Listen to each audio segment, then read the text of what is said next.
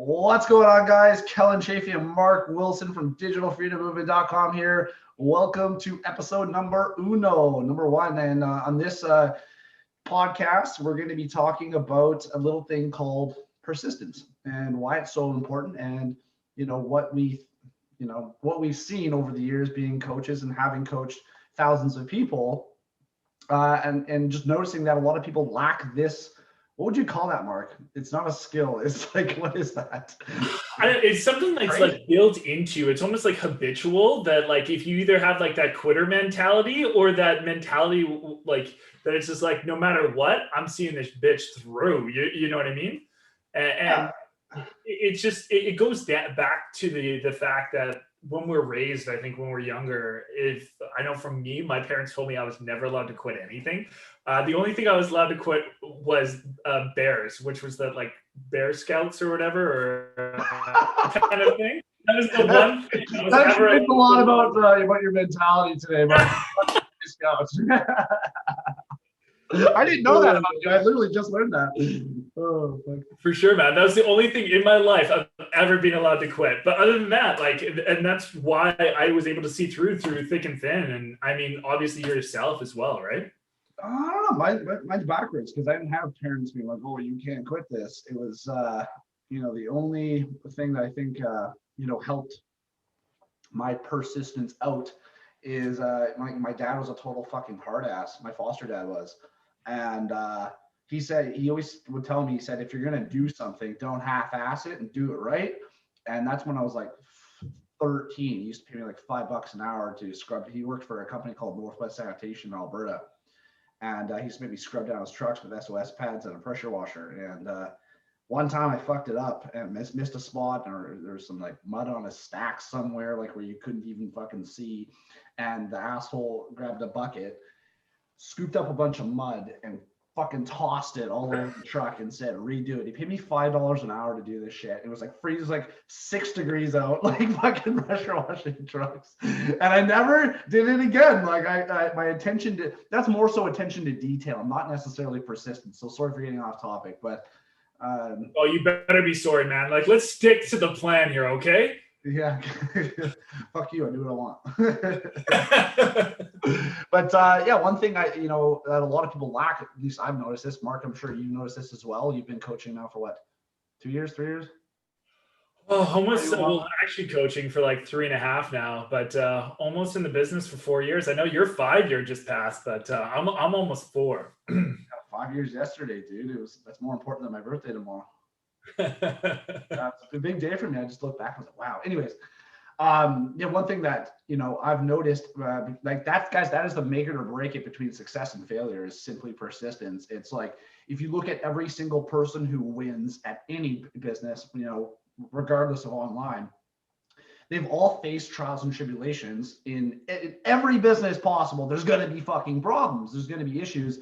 And if you don't have the persistence to, find a solution or to see it through, or just to, keep trucking on, you're going to give up and then you're going to fail. And, that's the case for pretty much every single person that I've coached, is they get stuck, or it gets too frustrating, or it gets too hard, and then they just drop off. And because they quit, that's why they failed. But, if they would have saw it through and, asked for help and just kept pushing, they would have learned, and they would have been able to find a solution to whatever problem they're experiencing, whether it was physical or mental or whatnot. And it's sad to see. Did you notice the same? Oh yeah, 100%, man. Like all the time. And the thing is, it's so funny because their problem is still in their life. For whatever reason, they got started an online business. That issue that was already in their lives is still there, right? Like it didn't just disappear because they tried something and failed at it, and they got scared. They got to the valley of despair and they quit. They're gonna go try to start something else. And I see it because obviously I'm friends with these people on Facebook still, and I get to see their lives, and they go and try something else and they keep getting to the exact same spot where they quit at, that when it gets tough. And that's the thing, until you find the solution to pass the thing that actually matters and actually is going to be that juice that is worth the squeeze and gives you that full fulfillment of the solution to your life, to the problem that you got started with in the first place, you're going to keep going through the same patterns over and over again, right? Did you get the saying, is the juice worth the squeeze from me? No, I heard that a long time ago, but I know you do say it quite often. It's from Girl Next Door. I actually saw it on Netflix the other day. I watched it. I was like, holy, I forgot how good this movie was. They had a really good soundtrack too. And then, that saying came up on there. I mean, that's where I had got it from. I said, fuck, I really like that. It stuck with me. So I say it all the time now. Anyways, oh crap, no, I forgot what I was going to say. But yeah, dude, like it's what you're talking about with the Valley of Despair there is actually a go live on this, two days ago or last week sometime. And it's a syndrome. It's called SOS, which is shiny object syndrome. And so when something gets hard, people fucking quit. And then they go into the next thing that they think is cool, trendy, or easier. And then, they find out, oh shit, there's some hurdles I have to face here too as well. And they say, oh, fuck, it's too hard. They quit that, and then they move on to the next thing. And in turn, they end up failing and just wasting time and money on every single one of them. My mentor failed at 13 different businesses and wasted over $35,000 on various businesses before he found success, which is, sad because I succeeded on the first try. But yeah, it's sad to see, but a lot of people do have that syndrome where, they think they can just run away from the problems, but the problem is not the business. The problem is their mindset. And until a person fixes their mindset, they tend to fail at everything until that is fixed or until it's addressed. So yeah, it's changing your habits and rituals and routines of what you're willing to actually do. And if you're okay with quitting, you're going to quit on everything in your whole life. But in the end of the day, like with you and me, like we've gone through stuff. If we're just like, F you, Cal, I never want to be friends with you again. Like we wouldn't be able to be here changing people's lives. But it's actually about like finding solutions. And so many people like I'll talk to and all they think about is the problems in life. It's like, okay, cool. You've told me all that stuff. I know you have problems, okay? But what are you going to do about it? Like, how are you going to find the solution and how are you going to implement that, right? It's not just going to magically change overnight just because you like wish and pray it does. That stuff doesn't happen, right? You actually have to take action and do something about it, right? You should have went Wolf of Wall Street on their ass. I want you to deal with your problems by becoming rich. I fucking love this movie. It's so good.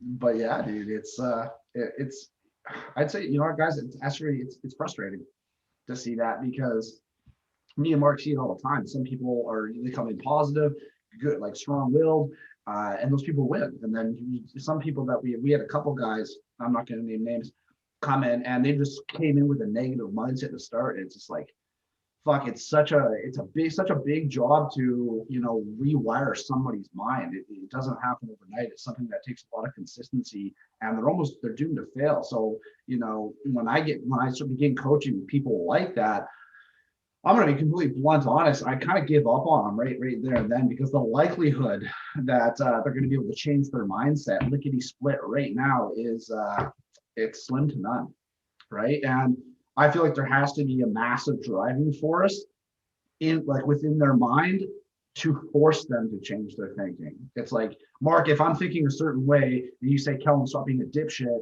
think this way, I'm like, fuck you, bro. Like, do you know what I mean? It takes something pretty dramatic, I think, a lot of the time for someone to, literally rewire their mind, start thinking more positive thoughts. And I don't know, you have to be really. I mean, that's why we have a whole module on it, right? Like in our course, we focus on it huge because it is so important. And it's funny, I talk to people all the time. It's just like, Mark, you're not just like my business coach and mentor, you're my life coach and mentor. It's because they work hand in hand, right? You can't have one without the other. And in the end of the day, when you flourish in business, your life is pretty freaking sweet too. So, I mean, and we're going to be doing this podcast and there's so many other podcasts out there. And if we looked at that and we got scared and went with the fear, we wouldn't be able to get to like episode 200 or 300 or whatever we're going to get to. The sky's the limit, but it's just about having that perseverance to see it all the way through. And that's what we're going to be here with you guys. So every week you get to experience these amazing personalities that we have and get to tune in with us, right? Don't brag about it, bro. Jeez. Yeah, so considering the topic of our first podcast ever is about persistence, I think we kind of fucked ourselves here, because now we have to show you guys what persistence look like. Me and Mark, we've never done a podcast before. This is way out of my comfort zone. I don't know about you, dude. I've never done. I was learning on podcasting for the last 3 days, and this is the first of it for me too. Sure. So we're gonna see this thing through for a very long time. And I think our main goal here, guys, is simply to provide value and teach you guys kind of what we've learned and what we overview on a daily basis. Being online business coaches, life coaches, as Mark says, fathers, brothers, sisters. I